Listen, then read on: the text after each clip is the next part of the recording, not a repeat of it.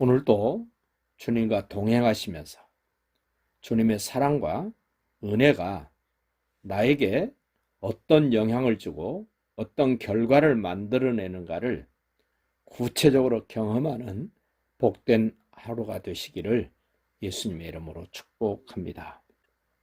우리가 세상을 살다 보면 이런저런 일이 참 많습니다만은 가까운 지인이 세상을 떠났다는 소식 참 충격입니다.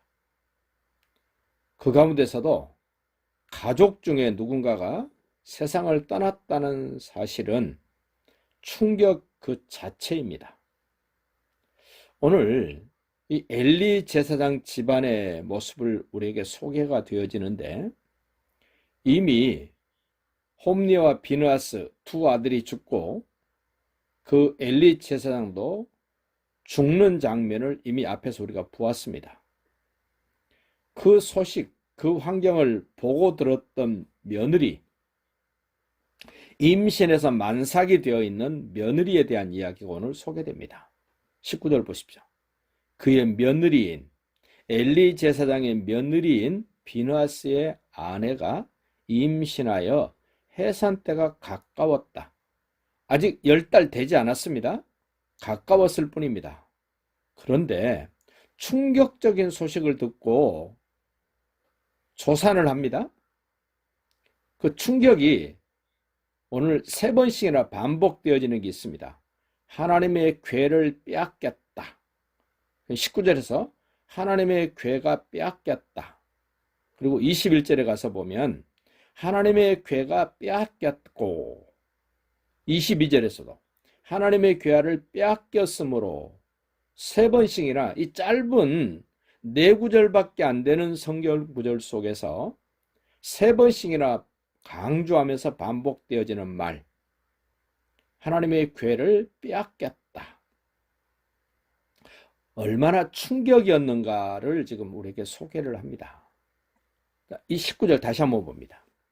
하나님의 궤를 빼앗긴 것과 그의 시아버지의 죽은 것과 남편이 죽은 소식을 듣고 갑자기 아파서 몸을 굽히러 해산했다. 아직 출산 날짜가 아닌데 조산을 합니다. 충격을 받아서. 그런데 이 충격의 단계를 한번 보십시오. 하나님의 궤를 빼앗겼다는 게 가장 충격입니다. 남편이 죽었다는 것, 시아버지가 죽은 것, 그리고 자녀가 출생하는 것.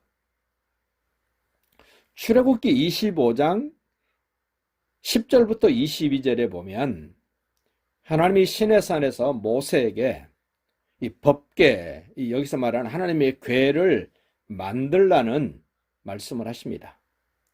부살렙과 오홀리압이 모세가 말해준 대로 이 법궤를 만듭니다.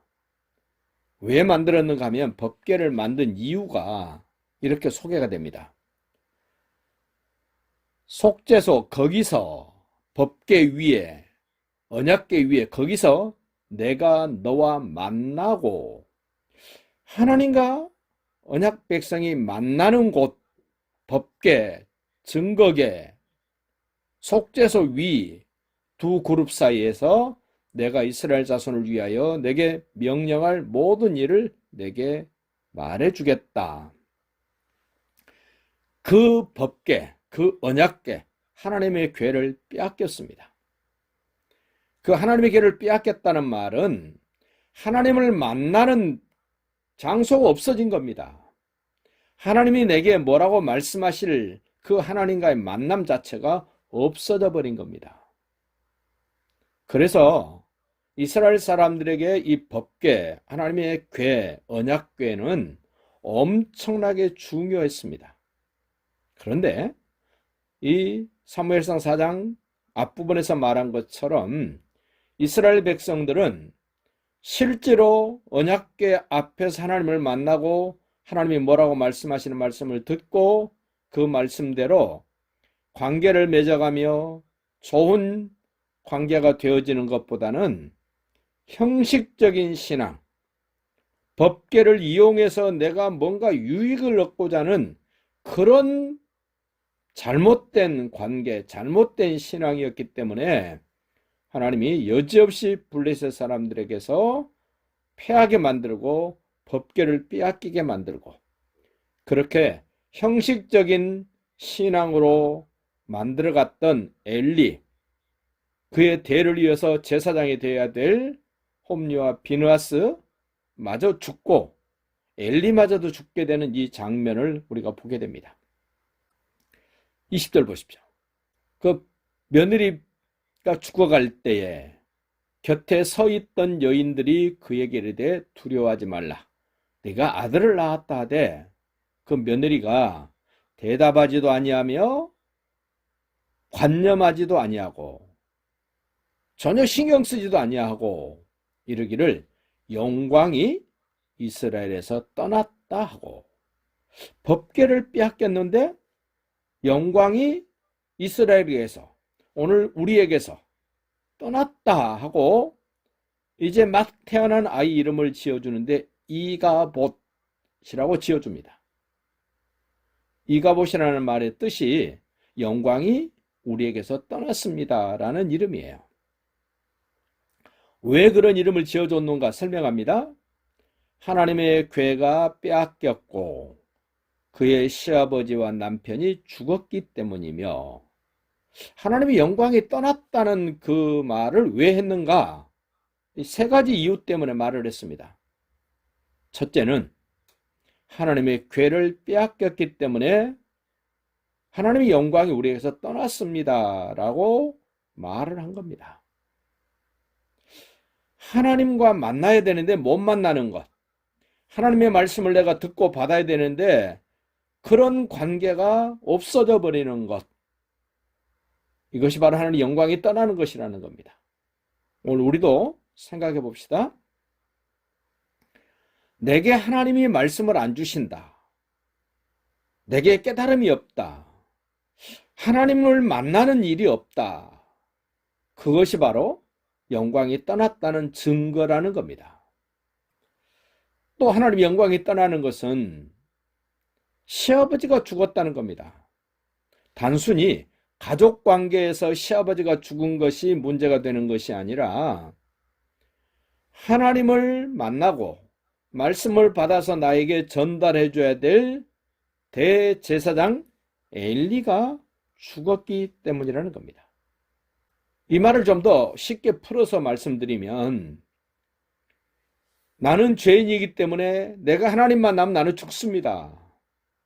그런데 예수님이 오셔서 나의 죄 문제를 해결해 주셨습니다. 마치 이스라엘 백성들에게 엘리 제사장이 하나님과 이스라엘 백성 사이에 그 예수님이 하셔야 될 일을 그림자로 보여줬는 것처럼, 오늘 우리 신약시대를 사는 우리는 하나님과 나 사이에 예수님이 죄의 문제를 해결해 주셨습니다. 그래서 예수님은 나에게서 살아계셔야 되고, 예수님은 나의 왕이셔야 되고, 예수님은 나의 제사장이고, 예수님은 나의 선지자셔야 됩니다. 엘리가 지금 제사장 역할도 합니다, 왕 역할도 합니다, 선지자 역할도 합니다. 그것처럼 예수님이 지금 나에게 살아계셔서 그분은 나의 왕입니다, 그분은 나의 제사장입니다, 그분은 나의 선지자입니다. 그 역할을 해줘야 될 엘리 제사장이 죽었습니다. 또 영광이 떠난 이유를 세 번째 이렇게 말합니다. 남편이 죽었기 때문이다. 물론 인간적으로 남편이 죽으면 몹시 힘들어지는 게 아내의 몫입니다. 아내의 형편입니다. 육신적으로 남편이 죽었기 때문에 영광이 떠난 것도 되지만, 엘리 제사장이 죽고 비느하스 제사장이 살아있다면 여전히 그 남편의 역할, 제사장의 역할 다 할 텐데 그 남편마저도 죽었습니다.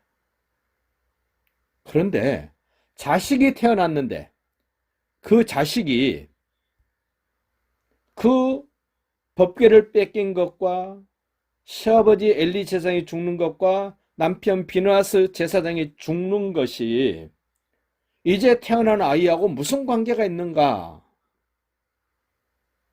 법궤를 뺏기고 엘리 제사장이 죽고 비느하스 제사장이 죽고 나니까 이 여인이 하는 모습, 아무 말도 하지 않았고 신경도 쓰지 않고 무념무상 그런 모습이 되어버렸다는 겁니다. 하나님과의 만남이 없고 하나님의 말씀 내게 주어지지 않고 예수님이 나에게 왕이고 주인이고 선지자고 제사장인 상태가 되어야 될 텐데, 그러한 것이 없게 되면 내 자녀의 인생에도 하나님의 영광이 떠날 수밖에 없다는 이 분명한 사실을 기억하고, 우리는 예수님이 나에게 살아계신 모습으로 나뿐만 아니라 우리 가족뿐만 아니라 우리 자녀 손손 대대로 하나님의 영광 가운데 복된 삶이 이루어지기를 바라면서 오늘도 승리하시기를 예수님의 이름으로 축복합니다.